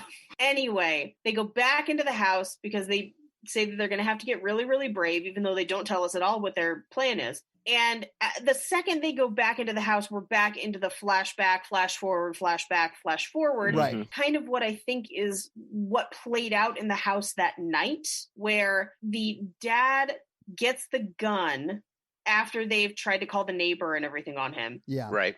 He loads the gun, and then he unlocks the mom, who comes after the kids, but then realizes what she's doing, lets them go. Well, she's legit choking the shit out of her daughter. And then eventually comes to, and she's like, oh my God, I'm so sorry. And then that's when the dad comes in and shoots her twice, puts her down. Right. And as we're going through this whole night, we keep flashing forward, which I don't think is really useful because we don't learn anything by them flashing forward. They're just in different parts of the house, and then they're immediately back in a flashback. And I'm like, why didn't we just stay in a flashback so that we get the story and we understand what's happening so that they can take action? But it's just kind of jumbled. Dad shoots the mom. Yeah. And then they're kind of running from a whole crew of mirror people that are now throughout the house. Yeah. And they're sort of guiding them into where they want them, where the mirror wants them. Yeah. Hurting them. Right. And their dad gets Kaylee up against the mirror, pulls the gun. He's going to shoot her. And Tim knocks the gun out of his hands with a golf club. So they basically try to argue with their dad. They're like, this isn't you. Please don't shoot us. And then this kind of he does this whole, it's me, I've seen the devil, he is me, is his line, which I think, and I don't know if Flanagan is a true crime fan, but it just reminded me of I'm the devil and I'm here to do the devil's work, which is Manson. Yeah. Not Charles Manson, one of the Manson family before they killed somebody. Yeah, because Manson didn't kill anybody. Well, he probably did, he cut somebody's ear off. As far as we know, Manson did not kill anybody. Right. In the murders, maybe previously in his life. There's the one previously that maybe, but yeah. Maybe, yeah. Anyway, so the dad tries to strangle Kaylee, but lets her go. And then Tim aims at his dad in self-defense, I would say. It's Dad's trying to kill them. Yes. Oh, he is completely justified in shooting his dad here. Yeah. And what you're about to explain, I feel like absolves him of any wrongdoing at all. Yes, because his dad kneels in front of him and then holds the gun and pulls the trigger himself. Yeah, he like pushes it with his thumb while his son's fingers on it. Well, he tells them run, which I thought was creepy. Well, and I think this is him fighting whatever has had a hold over him. Yeah, I liked it. I was like, oh, the dad is like overpowering the demon that is inside him or the mirror that is controlling him or whatever is happening in this movie. Right. And so as it shoots him, he falls back against the mirror and it cracks, which this was almost a thing of like, oh, is that how they defeat it through like the power of fighting it? That like you can actually fight it? I don't know. It doesn't explain it. Oh, you mean like by fighting it internally within yourself? That'll start. Yes. That would be interesting. I mean, that's not shown at all. That's the only crack in the mirror. Like that's the only thing. But I thought it was the bullet going through him hitting the mirror. I had no idea. Like none of it is explained. That's one of the things that drives me crazy about it. Like we also don't even know if the ending damages the mirror. We never find that out either. Right. Anyway, so now they're alone in the house with the mirror people. And this is the scene that Mikey and I both referenced earlier where the alarm goes off and it's from their mouths. Yeah. Which is very unnerving. Oh, God. So creepy. This was the scariest part that I had. Oh, yeah. I mean, this wasn't like a jump scare, so it wasn't like a, oh, my God. It was like a, oh, my God, what is happening? Yeah. So essentially the alarm like pulls them out of it. And Tim is now in present day where he thinks he's alone in the room with the mirror. Yeah. All the lights are on. Everything seems to be functioning normal. And he's like, fuck it. I'm going to kill this bitch. Well, the problem is because Kaylee is now awake in the child timeline, I guess, and she's in the office with a golf club and she can hear the whispers from the mirror and sees her mother who reaches out to hug her. Yeah. In present time, Tim is like, I don't know if the kitchen timer's been reset, but in past with Kaylee, she walks to the mirror to her mom's waiting arms and hugs her. Tim triggers the kill switch, pinning adult Kaylee to the mirror, dead, because she was standing there in his timeline as well. Yeah. And we cut to a flashback of the two of them where she basically says, I want you to promise me when we're big and strong, we will make this right and we will come back and kill this thing. And as she bleeds out against the mirror in the present day timeline, the police arrive and she's dead and he's definitely going back to that facility. No, he's definitely going to jail. We don't have mental health facilities for adults. He's going to jail. We do have mental health facilities for adults. He would definitely have a strong case for not guilty by reason of mental defect. I mean, he would be arrested and booked for murder and then sent out for a forensic eval. Yeah. We cut to him as a kid being interviewed about their father's death and being arrested as a child. Then we cut to the present where he's handcuffed again and he's saying the same things of like, it wasn't my fault, it was the mirror. And the first responders are like, yeah, he's the one who called it in. I don't know. Why did he call? I mean, they are just as confused as we are as the audience. Yeah, and they put him in the back of a police car. We get a brief flashback to as children when he was arrested, when she says, don't forget our promise. And as adult him pulls away in the car, he sees his entire dead family in the house in the room where the mirror is hanging as mirror people with the shiny eyes. Yeah. And that's the movie. So having seen it, having talked about it, what do you guys think? Give me some final thoughts. Now that I've talked about it, I like it less. Fair enough. I think as far as it being just scary, it is very scary.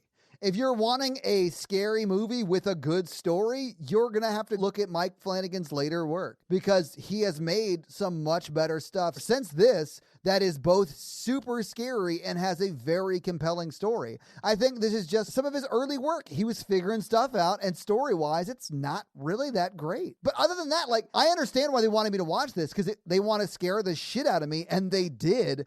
This movie scared the shit out of me, but I don't like nihilistic endings. I don't like endings where it feels like the writer of the movie's like, I don't know. It wins because it feels like he gave the mirror so many superpowers that they just could not win. So they didn't. There was no way they could overcome it. And then he ends it with them talking to each other. After Karen Gillan's died, we see the flashback of, promise me that we're gonna, when we're big and strong, destroy this thing. Like, it ends with their promise of what ultimately ends in her death. That was just so like nihilistic and sad to me.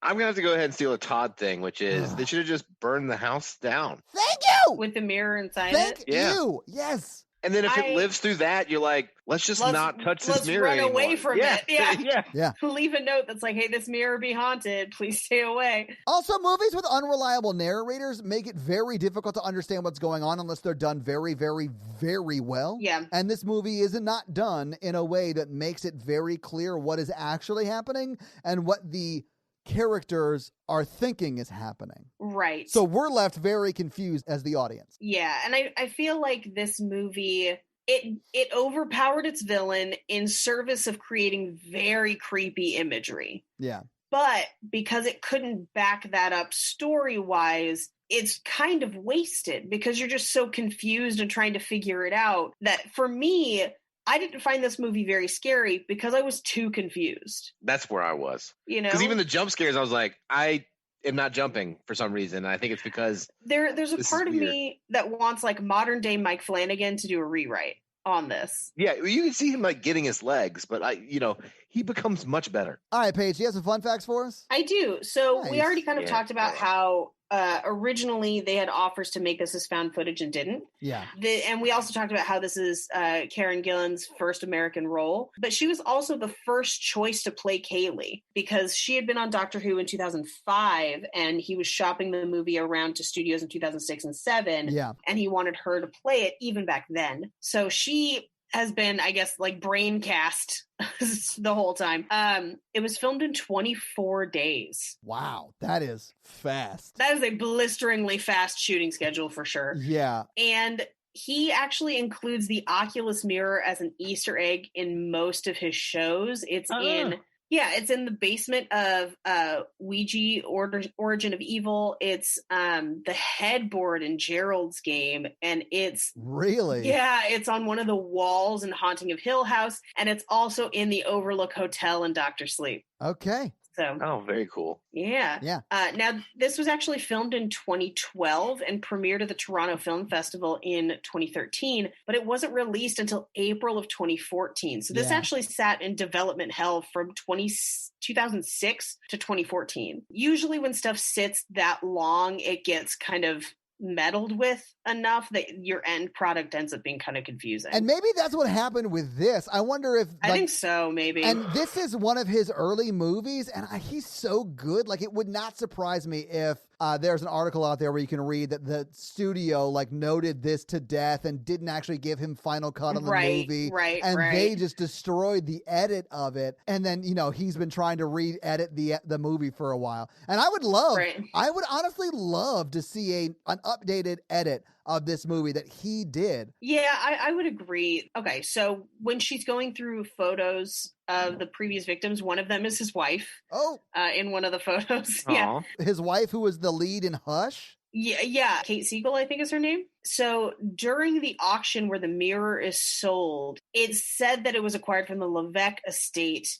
And WWE superstar Triple H's real name is Paul Levesque. And WWE Studios is one of the producers on this film. But it's just a total coincidence because the film was already shot. And it wasn't Yes, the film was already shot. It wasn't purchased by WWE Studios until after it had screened at Toronto. Wow. So it's just a complete coincidence. Wow.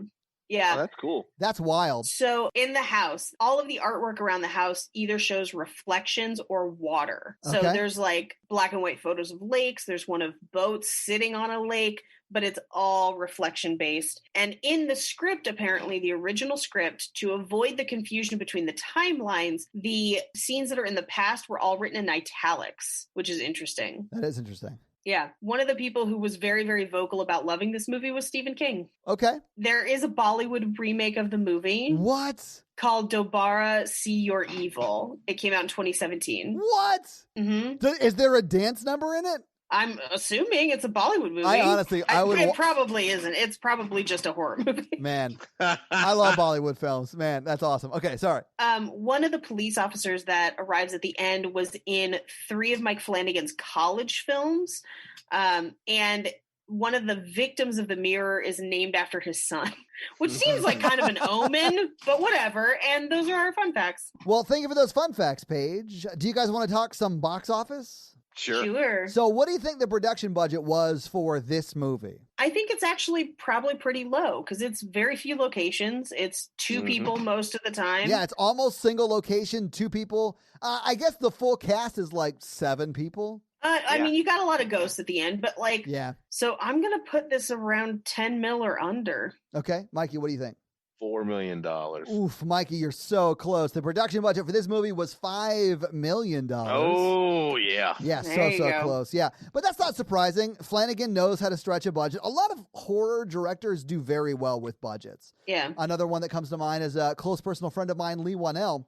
Close personal friend. Hey, he follows me on Twitter, guys. I don't know what that means, but it's the biggest compliment I've ever received. Anyway, okay, so this movie came out April 11th, 2014, and it was 3rd the weekend it came out. It was beat by Captain America, the Winter Soldier. Number 2 that week was Rio 2. Oculus was number 3. Number 4 was the Kevin Costner Vehicle Draft Day. And number 5 was Noah. So what do you guys think it made its opening weekend? It was 3rd that weekend, up against some pretty decent-sized movies. I remember there being a lot of buzz around this movie and people thinking it was really scary and thinking the trailer was really scary. It is really scary. So I'm going to say this probably made like 6 or 7 mil its first week. Okay, Mikey, what do you think? 12 million. I think Mikey's looking these up. It made $12,005,402. He was only wrong. He was only off by $5,402. He's been on a roll recently. Almost I don't know like what's he going looked on it with up. me. I wish other parts of my life besides guessing box office were going as well as this. Like, literally, it's the only thing going well in my life is guessing box office. So obviously it did pretty well that week. It made more than twice its budget back. But what do you think it made in its remaining domestic box office run? So total domestic box office, what do you think it made? 40. Mikey, what do you think? 32. It made $27.6 million domestically total for its total domestic run. And then it made another 16.420 in international. Yeah. For a worldwide total of $44,115,496. And then went on to make another $4.4 million in domestic DVD and Blu-ray sales. And I got another $3.99 from me last night when I had to watch it. So it's doing fine. It made plenty of money on its initial $5 million investment. So kudos to them.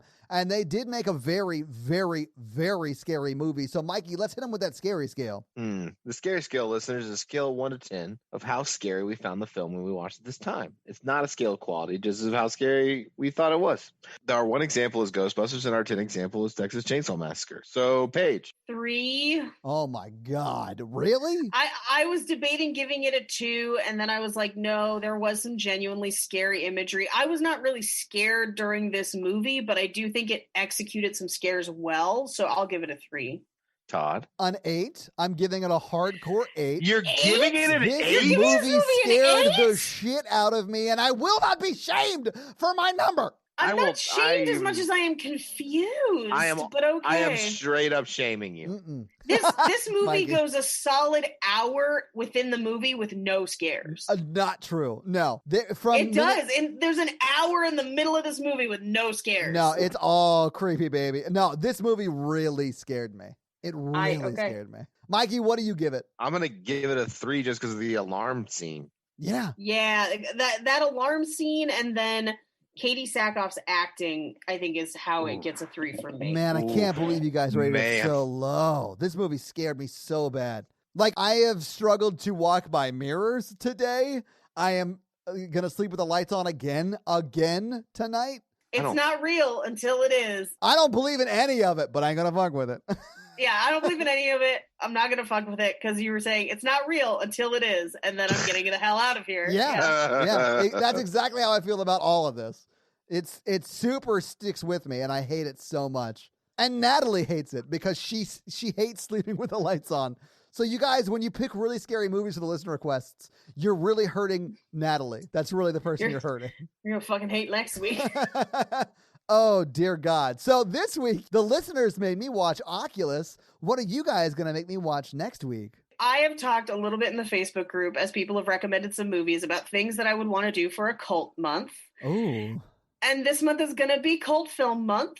And so our first film for Cult Film Month is The Lodge. So a lot of people have said this is a very scary movie. This is one that's actually oft requested and talked about in the Facebook group. I think it's going to scare me because I haven't seen it either. Oh, wow. Okay, cool. So I am afraid of this movie, and that's why I am choosing it. There you go. All right, guys. So your homework for this week is to join a cult, possibly the Facebook group, and watch the movie The Lodge. Yep. And that is the more recent one.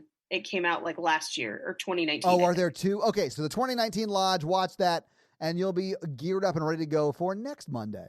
So, guys, if you like this show but want to hear this power throuple on another movie review show about romance and romantic comedies, check out Romancing the Pod, where Mikey, Paige, and I break down and make fun of romantic movies. It's a lot of fun, guys. Check it out. If you want to follow us on social, please do. We are at Horror Virgin or online at horrorvirgin.com. If you want to follow us all individually, you can do that as well. Paige is at Paige Wesley on Twitter, or Rampage Wesley everywhere else, including TikTok. Mikey is at mrandolph24, and I am at Todd J. Awesome. If you like the show so much and you want to help financially support it, please do by going to patreon.com/horrorvirgin, where you can get a lot of great levels and a lot of great stuff like bonus episodes, director's cut episodes where they're a little bit longer and you get them actually a day earlier than the regular feed drop. We do a lot of great things like listener requests and stuff like that. So guys, check out the Patreon and help support the show. If you can't financially support the show, that's understandable. That's fine. But if you want to hang out with us on the daily, join the Facebook group at facebook.com/group/horrorvirgin. We also link it like once a week, so just find it there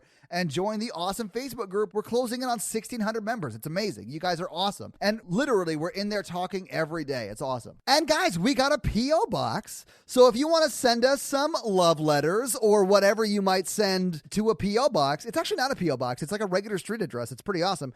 It's 6688 Nolensville Road, number 108-34, Brentwood, Tennessee 37027. So send us some stuff. Yeah.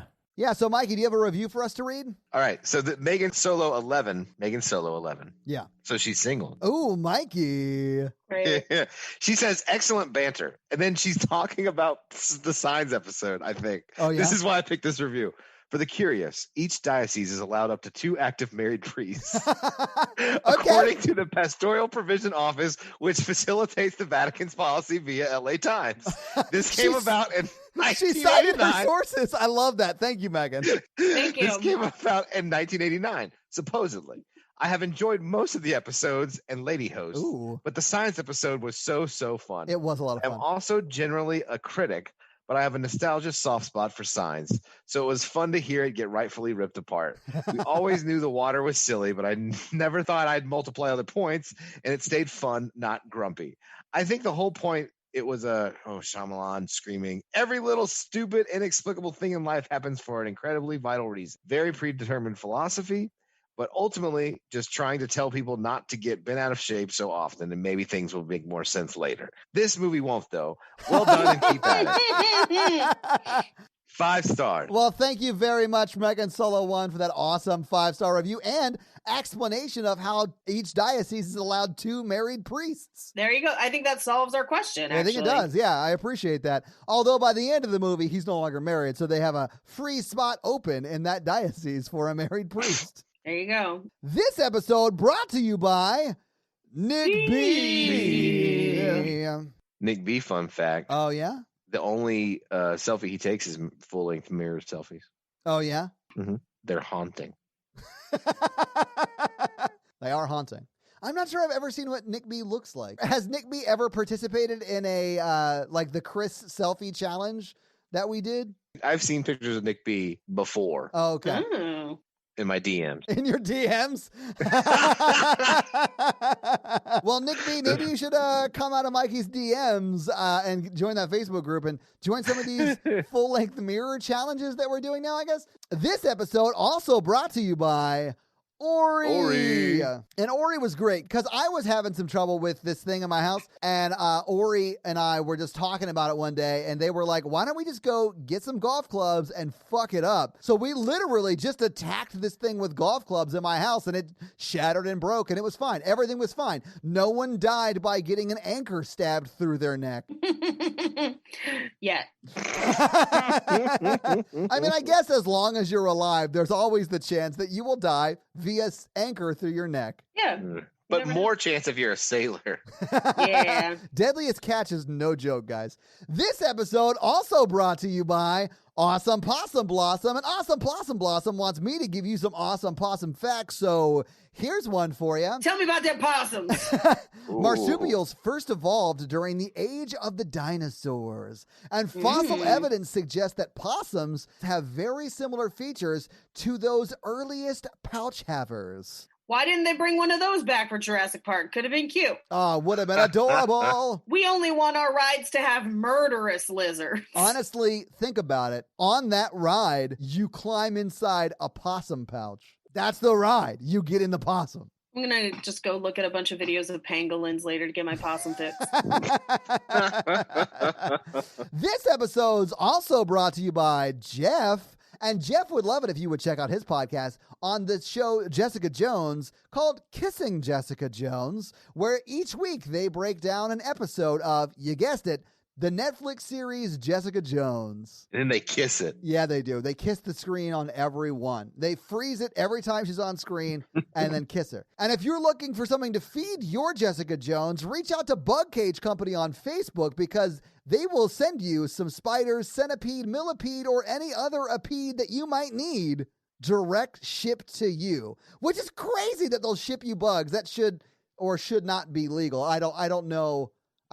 That just seems crazy to me that you can ship bugs through the mail. And if that is something that you want to do for pranking and or practical purposes, reach out to Bug Cage Company on Facebook. I'm sorry, pranking or practical purposes is now gonna come up in every one time we mention that. That when that rolled off my tongue, I was very proud of myself. You should be. That's a good phrase. I loved it. All right, we now return you to another vague and exploitative episode of the Patreonical. You guys want to hear about the road trip and bad people first, or the other people? Let's do road trip. We started with the other people last week. Let's do road trip this week. On this episode of road trip, they get a flat tire. Is that it? Is that the whole thing? Well, see, what they do is they turn Dave into a tire and drive with him as the tire to the PCB. And he's getting pretty beefy because he's eating people again. Wow. You really going to steal my episode? I read the cliff notes off your phone. First off, Evil Matthew was driving, and what does he see? A possum, tries to run it over, tire. And it just hisses at him. Yeah. They get a flat tire. Karun is like, oh, earthlings. They're so easy. Earthlings and their tires. They're not easy. They're difficult because he's not having a good time. No, Karun is having the worst road trip ever. And so Evil Matthew's like, hey, will you guys change the tire? And then so Dave and Isaac and Karun get out. He's like, this is like primitive baby technology. You have to like use your hands or whatever. It's like a baby's toy. And Isaac was like, yes, or whatever. Yes. So he makes Dave hold the hubcap with the bolts in it as he changes the tire. Are you just telling us how to change tires right now? And then Dave, I mean, you guys have seen A Christmas Story. He drops the bolts in the grass or whatever, and he goes, fudge. And he says a bad word. But then Isaac gets so mad that he loses the bolts that he punches through his gut and kills him. Wow, that is a powerful punch. It was a very strong reaction. It's good that he did the hole because then he puts his body on the thing for the tire to be the tire, and then they drive off into the sunset with, Dave's body being the fourth wheel. Okay. So what happened to our other group of people? All right, so they're on a boat. I've really actually prepped this one more in my mind, so this will go better. And they're on the boat headed to the lost city of Atlantis that's in the Amazon where they think Chip is because Scott, who is made of rocks and the Thing, has told them where they're going. And they were like, Scott, don't wait on the boat or whatever. Don't fall off. You'll sink it. It's so heavy. Yeah. Yes. It's not a fat joke. It's a rock joke. Well, yeah, but he's always making jokes like, I'm rock hard. So he's got a real Mikey sense of humor? So he was in a fucking frat? Is that what you're saying? Guys, I pledged I felt a thigh. He wasn't a fraternity. Paige is doubled over right now in laughter. Oh, my gosh. I felt a thigh. That's a really good, also bad joke. It's good and bad at the same time. Thank you. I'm sure I stole it from somewhere. I don't know. There's no way I made that up. I cannot be the first person to have said that. I was in a sorority. Never heard that. Really? I love it. Really? I can't. Yeah. Guys, someone tell me where that comes from because there's no way I made that up. I Carlos Mencia the hell out of that. So anyway, the dolphins are pulling the boat. Eddie's telling them where to go. They're headed towards... They're off the coast of Brazil and Argentina. Dude, get a map. So anyway, a torpedo comes and blows up the dolphins. What? And he was like, "But they were my best friends." But they're all dead. All of them? I guess it could be the coast of Argentina. I guess. I like making vague enough geographic references to frustrate Paige. So Eddie's crying. Tristram is like, oh my gosh, we're dead in the water. Oh, wow. Oh my God. Can we go back to I felt a thigh? So anyway, it's one of the flying subs, but it's actually in the water. They see it come in, but it's surfaced. Then you can just say it's one of the subs. It's one of the subs. It's like a regular sub. It's like not a foot long, but like a regular sub. Yes, master sub. Oh, that is a sub right there. Now Paige is talking my language. So it fires a bunch English. of It's been that the whole time. Yeah. Sorry, my bad. And Yeah. Kate turns them around their psychic powers and then holds them for a second. And then Sasha really contemplates where to hit the other sub. And then they shoot the torpedoes back and destroy the sub. And they're all like, oh, well, now we're stuck in the water. But then Scott is like, actually, Amy's like, Scott, I'm an astronaut, like super smart. I know how to navigate things. She ties the anchor to him and he sinks to the bottom because he's made of rock and he pulls the boat. That's got to be real slow going, but I'm sure it gets the job done. I've heard that before. Oh my God. So anyway, they make it to the Amazon River. Okay. And then Tristram was like, I don't want to be a boat anymore. I want to be a person. And he transforms back into a person and they make a raft out of logs and they're going to go down the river. But he's a boat person. So he's fully wearing a polo shirt, like Dodger shorts and boat Sperry's. shoes. Yeah. Mm-hmm. I like it. Is anyone else getting really tired of Dave dying every week? If they had... I got it. I just got it. Oh, wow. Boy, are my arms tired. That's what Dave said. If they have this much trouble with a sub, what's going to happen if they have to fight a dom sub? Don't threaten me with a good time. Can anyone guess what pun this episode of the Patreonicals was based around? Find out next week on another episode of The Patreonicals. This episode was finally brought to you by Chris. And Chris would just like to remind you that you are loved, you are listened to, and you are a valuable member of this awesome Horror Virgin community. And once again, please do come hang out with us in the Facebook group and or Discord where we talk and are kind to each other every day. That's going to be it for us this week on Paige. I'm Mikey. And I'm your Horror Virgin Todd. Keep it oogie spooky. Yeah. Have a great, amazing, wonderful week. Reflection nerds.